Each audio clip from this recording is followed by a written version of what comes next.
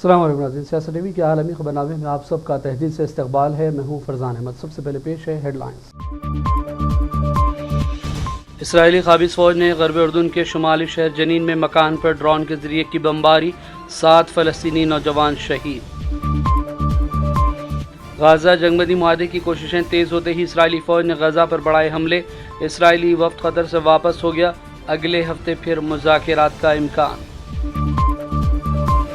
ایران کے صدارتی الیکشن میں مسعود پزشکیان نے کامیابی حاصل کر لی، اصلاح پسند امیدوار مسعود کو 1,63,00,000 ووٹ ملے، ملک میں جشن کا ماحول۔ اور نو منتخب برطانوی وزیر اعظم کیر اسٹارمر نے اپنی کابینہ کو حتمی شکل دینا شروع کر دی، برطانوی عوام سے کامیابی دلانے پر کیا اظہار تشکر۔ ہیڈ لائنز آپ نے دیکھی اور پیش ہے خبروں کی تفصیلات۔ شروعات کریں گے بڑی بین الاقوامی خبروں سے۔ اسرائیلی قابض فوج نے غرب اردن کے شمالی شہر جنین میں مکان پر ڈرون کے ذریعے بمباری کر دی، جس میں 7 فلسطینی نوجوان شہید ہو گئے۔ اسرائیلی قابض فوج نے اس وقت مکان کا زمینی محاصرہ کر رکھا تھا، اس کے بعد اسے امریکہ میزائل سے بھی نشانہ بنایا گیا۔ فلسطینی وزارت صحت نے اعلان کیا کہ فلسطین کے خلاف جاری غاصب ریاست کی جارحیت کے نتیجے میں 7 فلسطینی شہید ہوئے اور ایک شدید زخمی شخص کو سرکاری ہسپتال میں بھرتی کرایا گیا۔ ذرائع کا کہنا ہے کہ نوجوانوں اور قابض فوج کے درمیان محاصرہ شدہ مکان کے قریب جھڑپیں بھی ہوئی۔ شہداء کی عمریں 20 سے 54 سال کے درمیان بتائی گئی ہیں۔ تاحال ظالم اور قابض ریاست اسرائیل کے حملوں میں فلسطین میں 38,600 کے قریب فلسطینی باشندے شہید ہو چکے ہیں۔ ایک تازہ رپورٹ کے مطابق جنگ بندی معاہدے کی کوششیں تیز ہوتے ہی اسرائیلی فوج نے غزہ پر حملے بڑھا دیے ہیں۔ 24 گھنٹوں کے دوران 50 مقامات پر بمباری کی گئی، جس میں کئی فلسطینی شہید ہوئے۔ صرف غزہ کے علاقے شجاعیہ میں کئی روز سے جاری فوجی آپریشن میں 100 فلسطینیوں کی شہادت کی تصدیق کر دی گئی ہے۔ فلسطینی گروپوں کی جانب سے بھی شدید مزاحمت جاری ہے۔ مارٹر گولوں اور راکٹوں سے حملوں میں کئی اسرائیلی فوجیوں کی ہلاکت کی اطلاع ہے۔ اسرائیلی ہیلی کاپٹر کو بھی نشانہ بنایا گیا۔ اس دوران حماس نے غزہ میں بین الاقوامی فوج کی تعیناتی کے کسی بھی ممکنہ منصوبے کو مسترد کر دیا ہے۔ اسرائیلی خفیہ ایجنسی موساد کی سربراہی میں اسرائیلی وفد قطری ثالثکاروں سے ملاقات کے بعد وطن واپس ہو گیا۔ اسرائیلی حکام نے کہا کہ فریقین میں اختلافات برقرار ہیں۔ اسرائیلی وفد اگلے ہفتے دوبارہ بات چیت کے لیے قطر کا دورہ کرے گا۔ فلسطین کے جمہوری محاذ برائے آزادی فلسطین کے سیکریٹری جنرل فہد سلیمان نے قطر کے دارالحکومت دوحہ میں حماس کے لیڈر اسماعیل ہنیہ سے ملاقات کی ہے۔ اس ملاقات میں فلسطین کی تازہ صورتحال، غزہ پٹی پر جاری اسرائیلی جارحیت، نسل کشی کے جرائم، غرب اردن میں منظم اسرائیلی دہشت گردی اور یہودی آباد کاری سمیت کئی امور پر بات چیت کی گئی ہے۔ اس موقع پر دونوں لیڈروں کے ساتھ ساتھ دیگر کئی سینئر رہنما بھی موجود تھے۔ ملاقات کے آغاز میں فلسطینی شہداء کی قربانیوں کو خراج عقیدت بھی پیش کیا گیا۔ دونوں رہنماؤں نے اس بات پر اتفاق کیا کہ طوفان الاقصی کی جنگ کے دوران فلسطینی عوام، خاص طور پر غزہ کے عوام نے ثابت قدمی کا مظاہرہ کیا ہے، جبکہ مزاحمتی قوتوں نے دشمن کا پوری بہادری کے ساتھ مقابلہ کیا۔ دونوں لیڈروں نے سیاسی اور مذاکراتی منظرنامے میں ہوئی پیش رفت، صہیونی قابض ریاست سے چھیڑی جانے والی تباہی کی جنگ کے خاتمے کے لیے قطر اور مصر کی ثالثی کو سراہا۔ اس موقع پر اسماعیل ہنیہ نے کہا کہ ہماری پہلی ترجیح غزہ میں جاری اسرائیلی جنگی جرائم اور نسل کشی کی جنگ کو روکنا ہے۔ ایران کے صدارتی انتخابات میں مسعود پزشکیان نے کامیابی حاصل کری۔ ایرانی صدارتی الیکشن کے دوسرے مرحلے میں اصلاح پسند امیدوار مسعود کو 1,63,00,000 ووٹ ملے۔ اس طرح وہ نئے صدر منتخب ہو گئے، جبکہ ان کے حریف سعید جلیلی 1,35,00,000 ووٹ ہی لے سکے۔ پیش ہے اس حوالے سے سیاست ٹی وی کی یہ رپورٹ۔ ایران میں صدارتی انتخابات کے دوسرے مرحلے میں اصلاح پسند امیدوار مسعود پزشکیان نے کامیابی حاصل کر لی ہے۔ اطلاعات کے مطابق خدامت پسند سعید جلیل کو شکست دیتے ہوئے مسعود نے مغرب تک پہنچنے اور اسلامی جمہوریہ پر برسوں کی پابندیوں اور مظاہروں کے بعد ملک کے لازمی احتساب قانون میں بھی نرمی پیدا کرنے کا وعدہ کرتے ہوئے یہ کامیابی حاصل کی۔ پزشکیان نے اپنی انتخابی مہم میں ایران کی شیعہ حکومت میں کوئی بنیادی تبدیلی نہ لانے کا وعدہ بھی کیا تھا۔ حکام کی جانب سے جاری کردہ تفصیلات کے مطابق انتخابات میں پزشکیان کو 1,63,00,000 ووٹ ملے، جبکہ ان کے مخالف سعید جلیل کو 1,35,00,000 ووٹ حاصل ہو سکے۔ ہارٹ کے سرجن اور دیرینہ قانون ساز پزشکیان کے حامی طلوع آفتاب سے قبل تہران اور دیگر شہروں کی سڑک پر نکل آئے اور اپنے لیڈر کی کامیابی کا خوب جشن منایا۔ 28 جون کو ووٹنگ کے پہلے مرحلے میں 1979 کے اسلامی انقلاب کے بعد اسلامی جمہوریہ کی تاریخ میں سب سے کم ٹرن آؤٹ دیکھا گیا۔ ایرانی حکام نے طویل عرصے سے ملکی شیعہ حکومت کی حمایت کی علامت کے طور پر ٹرن آؤٹ کی جانب اشارہ کیا تھا۔ ایران کی حکومت معیشت کو کچلنے والی برسوں کی پابندیوں، بڑے پیمانے پر مظاہروں اور تمام اختلاف رائے پر شدید کریک ڈاؤن کے بعد دباؤ کا شکار ہے۔ ایران میں صدارتی انتخابات علاقائی کشیدگی میں اضافے کے درمیان منعقد ہوئے ہیں۔ اپریل میں ایران نے غزہ میں جنگ کے سلسلے میں اسرائیل پر اپنا پہلا براہ راست حملہ کیا تھا، جبکہ لبنانی حزب اللہ اور یمن کے حوثی باغی جیسے ملیشیا گروپس جنہیں تہران کی حمایت حاصل ہے، لڑائی میں اب بھی مصروف ہیں اور حملوں میں اضافہ ہوا ہے۔ 18 سال سے زیادہ عمر کے 6 کروڑ 10 لاکھ سے زیادہ ایرانی ووٹ ڈالنے کے اہل ہیں، جن میں سے تقریباً 1 کروڑ 80 لاکھ لوگوں کی عمریں 18 سے 30 سال کے درمیان ہے۔ ووٹنگ شام 6 بجے ختم ہو جانا تھی، لیکن ٹرن آؤٹ کو زیادہ کرنے کے لیے اسے آدھی رات تک بڑھا دیا گیا۔ یاد رہے کہ سابق صدر ابراہیم رئیسی جو مئی کے ایک ہیلی کاپٹر کے حادثے میں جان سے چلے گئے تھے، ان کو خامنہ ای کے حامی اور سپریم لیڈر کے طور پر ممکنہ جانشین کے طور پر دیکھا جاتا تھا۔ بیورو رپورٹ، سیاست T V.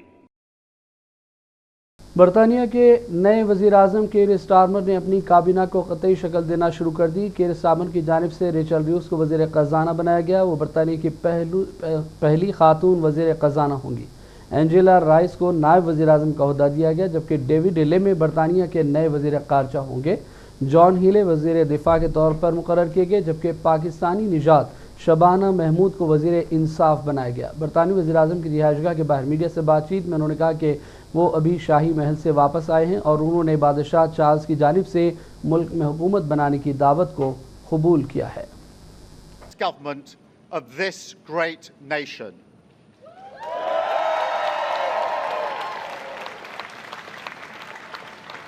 I want to thank the outgoing Prime Minister Rishi Sunak. His achievement as the first British Asian Prime Minister of our country, the extra effort that will have required, should not be underestimated by anyone. And we pay tribute to that today. And we also recognise the dedication and hard work he brought to his leadership. But now our country has voted decisively for change, for national renewal, and a return of politics to public service. When the gap between the sacrifices made by people and the service they receive from politicians grows this big, it leads to a weariness in the heart of a nation, a draining away of the hope, the spirit, the belief in a better future, that we need to move forward together. Now, this wound, this lack of trust, can only be healed by actions, not words. I know that. But we can make a start today with the simple acknowledgement that public service is a privilege and that your government should treat every single person in this country with respect. If you voted Labour yesterday, we will carry the responsibility of your trust as we rebuild our country. But whether you voted Labour or not, in fact, especially if you did not, I say to you directly, my government... امریکی صدر Joe Biden نے نومنتخب برطانوی وزیر اعظم کیر Starmer کو ٹیلی phone کر کے Ukraine تنازع پر تعاون اور دیگر امور پر تبادلہ خیال کیا۔ وائٹ ہاؤس کے مطابق دونوں لیڈروں نے دنیا بھر میں جمہوریت اور آزادی کی تائید میں مل کر کام کرنے کا عزم ظاہر کیا۔ دوسری جانب برطانیہ میں لیبر پارٹی کے اقتدار میں آنے پر روس نے اپنے رد عمل میں کہا کہ لیبر پارٹی کی جیت کے بعد بھی برطانیہ دشمن مملکت ہی رہے گی۔ لیبر پارٹی کی جانب سے روس سے تعلقات میں بہتری کی کوئی خواہش دکھائی نہیں دیتی۔ سابق برطانوی وزیر اعظم رشی سنک نے کہا کہ انہوں نے ملک کو ترقی دلانے اور معیشت کی بہتری کی تمام ممکنہ کوششیں کی، لیکن عوام نے انہیں مینڈیٹ نہیں دیا، اس لیے وہ دوبارہ وزیر اعظم نہیں بن سکے۔ رشی سنک نے نئی حکومت کے حوالے سے اپنی جانب سے نیک تمناؤں کا اظہار کیا۔ That we could not deliver what your efforts deserved.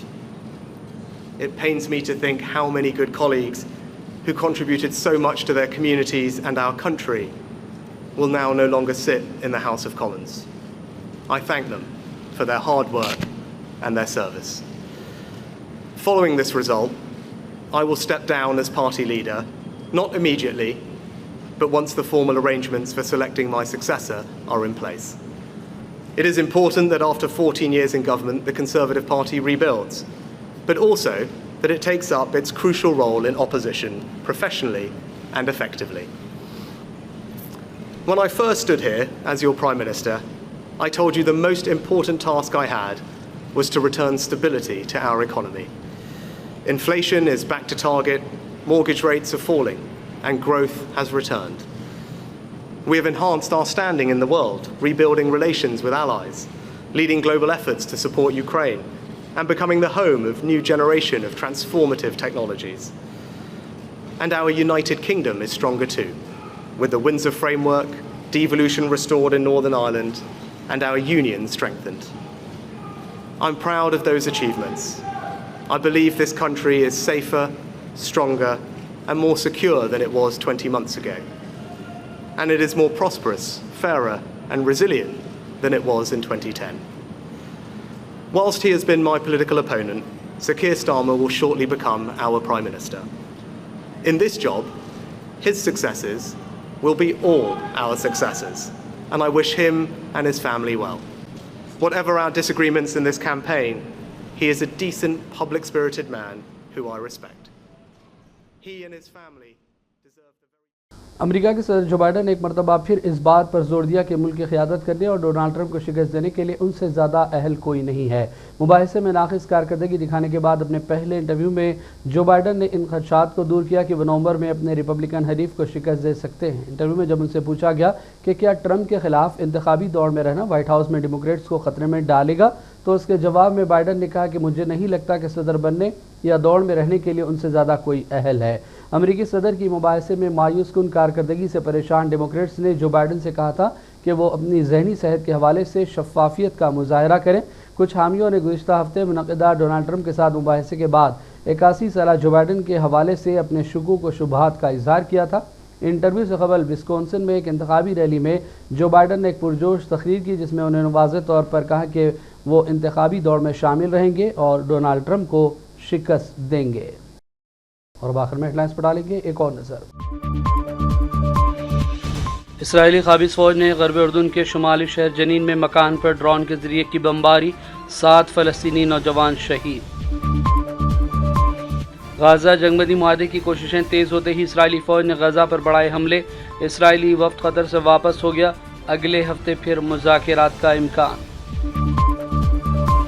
Iran کے صدارتی الیکشن میں مسعود پزشکیان نے کامیابی حاصل کر لی، اصلاح پسند امیدوار مسعود کو 1 کروڑ 63 لاکھ ووٹ ملے، ملک میں جشن کا ماحول۔ اور نو منتخب برطانوی وزیر اعظم کیر اسٹارمر نے اپنی کابینہ کو حتمی شکل دینا شروع کر دی، برطانوی عوام سے کامیابی دلانے پر کیا اظہار تشکر۔ عالمی خبرنامے کا سلسلہ فی الحال ہی ختم کرتے ہیں۔ محمد فرزان احمد کو پوری ٹیم کے ساتھ اجازت دیں۔ دیکھتے رہیے سیاست ٹی وی۔ اللہ حافظ۔